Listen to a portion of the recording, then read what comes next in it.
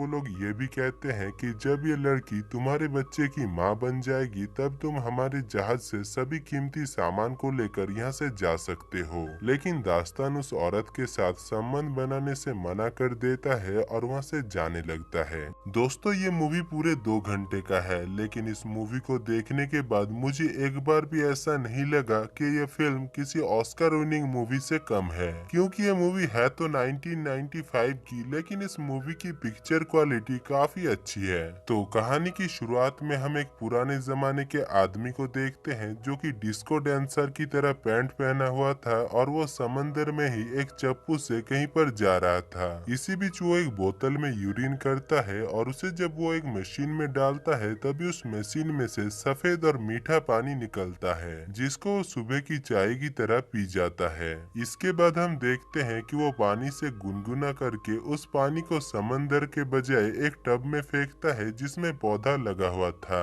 दरअसल इस आदमी का नाम है दास्तान और वो इस समंदर में शौक से नहीं बल्कि मजबूरी में है। अब आप सोच रहे हो कि किस मजबूरी में ये समंदर पर है, तो मैं आपको बता दूं कि ये मूवी 25वीं शताब्दी के ऊपर है, जहाँ पर दुनिया के सभी बर्फ पिघल चुके हैं और समंदर का पानी का लेयर धरती से 25,000 फुट ऊपर आ चुका है, जिस वजह से पूरी दुनिया में मिट्टी का कोई नामो निशान नहीं। और जो लोग इस आपदा से जिंदा बचे हुए हैं वो लोग ऐसे ही नाव और जहाज में समंदर में भटक रहे हैं। उन लोगों को इस बात का भरोसा है कि दुनिया के आखिरी छोर पर कोई न कोई ऐसी जगह है जहाँ पर ठोस मिट्टी है और वहाँ पर इंसान सरवाइव कर पाएगा, इसीलिए वो लोग उस ठोस मिट्टी के तलाश में है। इसी दौरान दास्तान समंदर में कुछ खाने की तलाश में समंदर में कूद जाता है और काफी देर तक मछली ढूंढने के बाद जब उसके हाथ में कुछ भी नहीं लगता और वो जब अपने जहाज के ऊपर आता है तभी वो एक दूसरे नाव को देखकर उसके साथ बात करने की कोशिश करता है।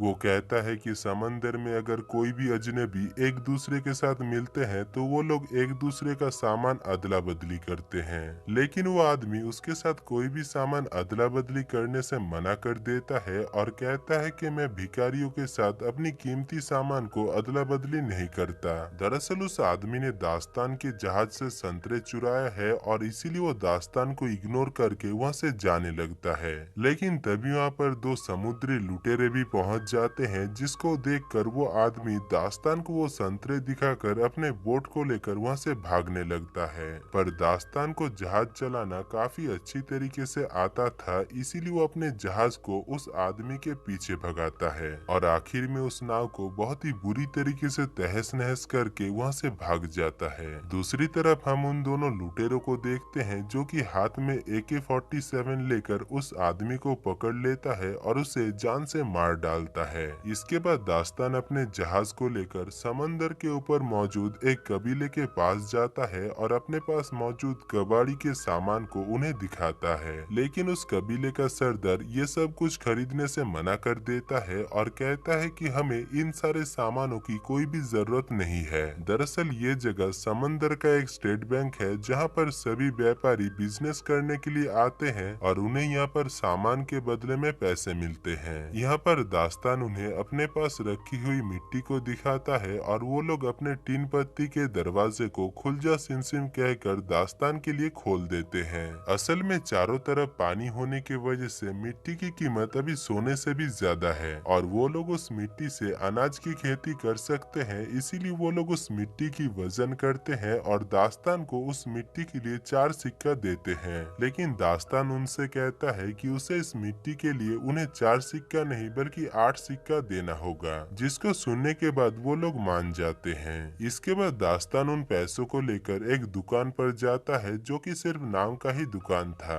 क्योंकि उस दुकान में ऐसी कोई भी सामान नहीं थी जिसको दास्तान खरीद सके। इसीलिए दास्तान वहाँ पर पैसे देकर पानी खरीदता है और टमाटर का एक पेड़ खरीदता है, जिसके लिए उसे अपने आधे सिक्के उस दुकानदारिनी को देना पड़ता है जिसका नाम था काविया। अब दास्तान जब अपने सामान को लेकर वहाँ से जा रहा था तभी कबीले के कुछ लोग उसके पास आकर उसे उस कबीले के एक लड़की के साथ संबंध बनाने के लिए कहते हैं और साथ ही साथ वो लोग ये भी कहते हैं कि जब ये लड़की तुम्हारे बच्चे की माँ बन जाएगी तब तुम हमारे जहाज से सभी कीमती सामान को लेकर यहाँ से जा सकते हो। दरअसल वो लोग दास्तान को उस लड़की के साथ संबंध बनाने के बेसिकली इसलिए कह रहे थे क्योंकि दास्तान काफी शक्तिशाली मर्द है और उसका जो बच्चा पैदा होगा वो भी काफी शक्तिशाली होगा। लेकिन दास्तान उस औरत के साथ संबंध बनाने से मना कर देता है और वहाँ से जाने लगता है, जिस वजह से कबीले के लोग सोचते हैं कि शायद दास्तान कोई इंसान नहीं बल्कि एक जलपरा है, क्योंकि इतने दिनों तक अकेला रहने के बाद कोई भी मर्द किसी भी औरत के साथ संबंध बनाने से मना नहीं कर सकता है। इसीलिए वो कबीले के लोग दास्तान के ऊपर शक करके दास्तान को पकड़ लेते हैं और उनमें से एक आदमी देखता है कि दास्तान के कान के पीछे एक अजीब सा निशान है, जो कि दरअसल जलपरा के कान के पीछे होता है। इसीलिए कबीले के सभी लोग मिलकर दास्तान को पकड़ लेते हैं। इसके बाद दास्तान को वो लोग एक पिंजरे में डालकर पानी में डुबाकर मारने लगते हैं और यहाँ पर हमें पता चलता है कि वो लोग किसी भी इंसान को मारने के बाद उसे फेंकने के बजाय उसके शरीर को पिघलाकर खाद बनाते हैं, जिसको वो लोग पेड़ और पौधे में डालकर फसल उगाते हैं। अब दास्तान को जब वो लोग पानी में डुबाकर मार रहे थे तभी उनके कबीले के ऊपर कुछ लुटेरे हमला कर देता है, जिस वजह से कबीले के सभी लोग इधर उधर भागने लगते हैं। यहाँ पर हम देखते हैं कि उन लुटेरों के पास बड़े बड़े महंगे महंगे हथियार से लेकर फाइटर जेट भी है, जो कि यूक्रेन के पास भी नहीं है। वो लोग अपने महंगे महंगे हथियार से उस कबीले के ऊपर अंधाधुंध गोलियां चलाते हैं, जिससे वो कबीला पूरी तरीके से तहस नहस हो जाता है। इधर काव्या दास्तान को डूबते हुए देखकर उसके पास आती है और उससे कहती है कि वो उसे बचा सकती है, लेकिन इसके लिए दास्तान को उसे अपने साथ अपने जहाज में लेकर जाना होगा। जिसके बाद दास्तान मान जाता है और वो काव्या और उसकी बेटी जिसकी नाम थी जूलिया, उन दोनों को लेकर अपने जहाज से वहाँ से निकल पड़ता है। यहाँ पर हमें पता चलता है कि जूलिया के पीठ के पीछे एक नक्शा है, जो कि दरअसल उस जगह का नक्शा है जहाँ पर ठोस मिट्टी है, यानी जहाँ पर जमीन है। साथ ही साथ हमें ये भी पता चलता है कि दास्तान सच में एक जलपरा है और वो पानी के अंदर भी सांस ले सकता है। यहाँ पर दास्तान काव्या से कहता है कि काव्या और उसकी बेटी में से किसी को मरना होगा, क्योंकि उनके पास पीने के लिए ज्यादा पानी नहीं है और अगर उनमें से कोई भी नहीं मरती है तो वो तीनों ही पानी की वजह से मारे जाएंगे। जिसको सुनने के बाद काव्या काफी परेशान हो जाती है, लेकिन वो किसी तरीके से दास्तान को मना लेती है। दूसरी तरफ हम उस लुटेरों के सरदार को देखते हैं जिसका नाम था अंधेरा, और वो अपने साथियों से कहता है कि उसे किसी भी हालत में वो बच्ची चाहिए जिसके पीठ में वो धरती का नक्शा है। अब अंधेरा अपने सभी साथियों को जश्न करने के लिए सिगरेट फेंकता है और तभी एक बूढ़ा आदमी अंधेरा से कहता है कि सरदार, जहाज का तेल कुछ ही दिनों के अंदर खत्म होने वाला है। जिसको सुनने के बाद अंधेरा बावला हो जाता है और यहाँ पर हमें पता चलता है कि अंधेरा अंधा होने के साथ साथ सनकी भी है, क्योंकि वो सिगरेट जलाने के बाद माचिस की तीली को पेट्रोल के टैंक में फेंक रहा था। पर इससे पहले कि उनके जहाज का सत्यानाश होता, एक आदमी माचिस की तीली को पकड़ लेता है और वो लोग बच जाते हैं। खैर, यहाँ पर अंधेरा अपने एयरफोर्स को उस टैटू वाली लड़की को पकड़ने के लिए भेज देता है। दूसरी तरफ हम दास्तान को देखते हैं जो कि अपने जहाज में काव्या और जूलिया को लेकर वहाँ से जा रहा था, लेकिन तभी वहाँ पर एक एयरफोर्स आकर उनके ऊपर हमला कर देता है, जिसको देखकर दास्तान हथियार लाने के लिए जहाज के नीचे जाता है। इधर काव्या को लगती है कि दास्तान उस एयरफोर्स को देखकर वहाँ से भाग गया है, इसीलिए काव्या वहाँ पर मौजूद एक हथियार से उस फाइटर प्लेन के ऊपर शूट करती है और वो रस्सी सीधा जाकर उस प्लेन में अटक जाता है, जिस वजह से वो प्लेन उस जहाज के चारों तरफ गोल गोल घूमने लगता है। पर तभी वहाँ पर दास्तान आकर किसी तरीके से उस रस्सी को काट देता है, जिससे वो प्लेन फ्री होकर वहाँ से चला जाता है। अब क्योंकि काव्या ने ही ये सब कुछ की थी, इसलिए दास्तान काव्या के ऊपर गुस्सा होकर उसकी और उसकी बेटी की बाल को काट देता है। इसके बाद जब वो लोग समंदर में भटक रहे थे तभी उन्हें एक दूसरा बोट नजर आता है, जिसको देखकर काव्या दास्तान से कहती है कि हमें उस बोट के पास जाना चाहिए ताकि हमें उस बोट से खाने के लिए कुछ सामान मिल सके। लेकिन दास्तान उस नाव के पास जाना तो नहीं चाहता था, पर फिर भी काव्या के बातों पर आकर वो उस आदमी के पास जाता है। वहाँ पर पहुंचकर दास्तान को पता चलता है कि वो आदमी सनकी है और वो काव्या को खरीदना चाहता है, लेकिन उसके जिसके पास इसके बदले में दास्तान को देने के लिए कुछ भी नहीं है। दूसरी तरफ वो आदमी दास्तान को एक डिब्बे भर कागज दिखाता है, और क्योंकि कागज की कीमत अभी काफी ज्यादा है और दुनिया में कहीं पर भी कागज नहीं है, इसलिए दास्तान काव्या को आधे घंटे के लिए उस कागज के बदले में उस सनकी को दे देता है।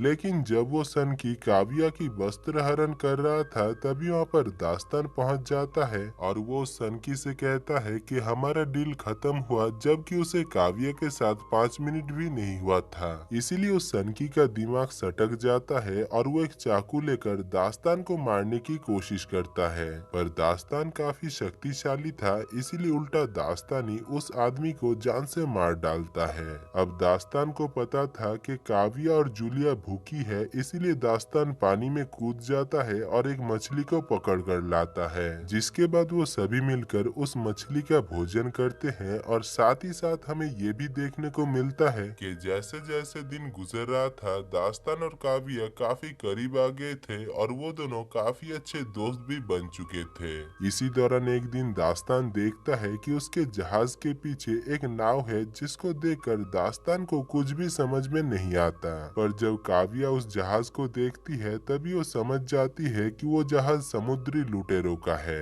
इसीलिए वो दास्तान को बताती है कि वो समुद्री लुटेरा है और वो लोग जूलियन के पीछे है, क्योंकि जूलियन के पीठ में दुनिया के आखिरी छोर में मौजूद धरती का नक्शा है। जिसको सुनने के बाद दास्तान काव्या से कहता है कि ऐसी कोई भी जगह होती ही नहीं। इधर काव्या कहती है कि हाँ होती है, क्योंकि उसे जब जूलिया मिली थी तब जूलिया के पास मिट्टी थी और मिट्टी सिर्फ धरती पर ही मिलता है। यहाँ पर हमें पता चलता है कि जूलिया काव्या को पानी में बहते हुए मिली थी। इधर दास्तान को काव्या की इस बात पर बहुत गुस्सा आता है और वो काव्या को एक बॉक्स में डालकर समुन्द्र के नीचे लेकर जाता है, और वहाँ पर पहुंचकर काव्या देखती है कि समंदर के नीचे बहुत सारे आलीशान बिल्डिंग है जो कि अभी पानी के नीचे डूब गए हैं। खैर, जब वो दोनों पानी से बाहर आते हैं तभी वो दोनों देखते हैं कि समुद्री लुटेरा उनके जहाज के ऊपर कब्जा कर लिया है और अब वो लोग उनको भी पकड़ लेते हैं। यहाँ पर वो समुद्री लुटेरे उन दोनों से पूछते हैं कि जूलिया कहाँ पर है,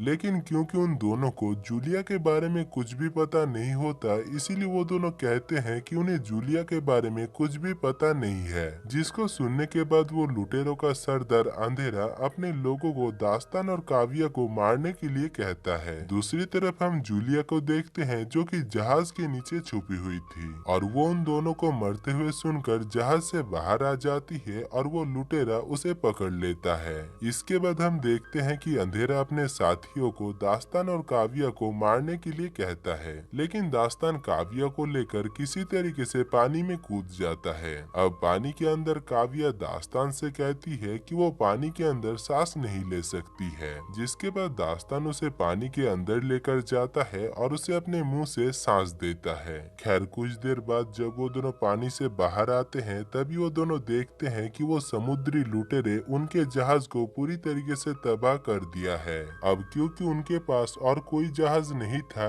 इसीलिए उन्हें मजबूरी में उस टूटे हुए जहाज के टुकड़े पर ही रहना पड़ता है। इसी बीच वो दोनों एक दूसरे के साथ बात करते हैं और काव्या दास्तान के ऊपर पिघल जाती है, जिस वजह से वो दोनों पानी के ऊपर ही एक दूसरे के साथ संबंध बनाते हैं। इसके बाद दास्तान को पानी के नीचे एक कागज मिलता है जो कि उसे उस सनकी आदमी ने दिया था। उसको देखने के बाद दास्तान को पता चल जाता है कि सच में दुनिया के आखिरी छोर में जमीन है जहाँ पर इंसान रह सकते हैं, और उस जगह पर जाने का नक्शा और किसी के पास नहीं बल्कि जूलियन के पीठ के पीछे है। इसीलिए दास्तान फैसला करता है कि वो किसी भी हालत में जूलियन को ढूंढ कर ही रहेगा, पर उनके पास जो जहाज था उसकी हालत ऐसी नहीं थी कि वो उस जहाज को लेकर समंदर में कहीं पर जा सके। खैर, तभी वहाँ पर एक आदमी उड़ते हुए गुब्बारे में आकर काव्या को नाम से पुकारने लगता है, और काव्या जब उस आदमी को देखती है तभी काव्या उस आदमी को पहचान लेती है।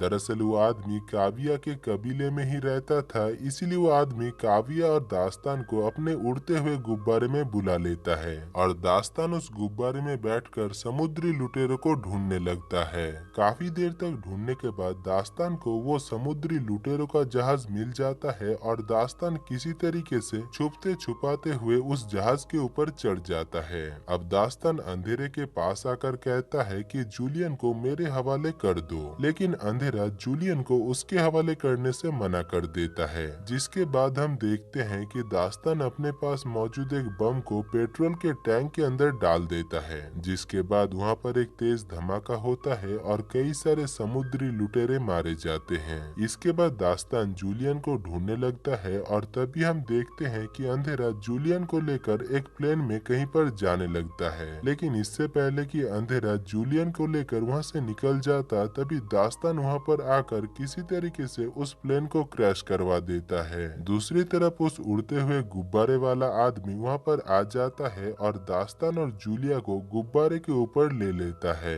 इसी बीच दास्तान देखता है कि उस जहाज में एक धमाका होता है और सभी लुटेरे मारे जाते हैं। पर यहाँ पर हम देखते हैं कि अंधेरा अभी तक मरा नहीं था और वो एक पिस्टल से दास्तान के ऊपर शूट करता है, लेकिन वो गोली दास्तान को तो नहीं लगता, पर जूलिया उस बैलून से नीचे गिर जाती है। पर इससे पहले कि अंधेरा जूलिया को पकड़ लेता, दास्तान किसी तरीके से नीचे आकर जूलिया को ऊपर उठा लेता है और वो सभी लुटेरे एक दूसरे के साथ टक्कर खाने की वजह से वहाँ पर एक धमाका होता है और वो सभी मारे जाते हैं। अगले सीन में हम देखते हैं कि उस बुढ़े आदमी को नक्शा पढ़ना आता था और वो जूलिया के पीठ के पीछे जो नक्शा था उसे पढ़ लेता है। इसके बाद वो लोग फाइनली उस जगह पर पहुंच जाते हैं जहां पर जमीन है। अब जमीन पर पहुंचकर वो लोग काफी खुश होते हैं और उन्हें वहां पर एक झोपड़ी देखने को मिलती है, जिसके अंदर घुसते ही उन्हें वहां पर दो कंकाल देखने को मिलती है, जो कि दरअसल और किसी की नहीं बल्कि जूलिया के माता पिता के हैं। और यहाँ पर वो टैटू करने वाला हथियार भी है, जिसके जरिए उन लोगों ने जूलिया के पीठ में उस धरती का नक्शा बनाया था।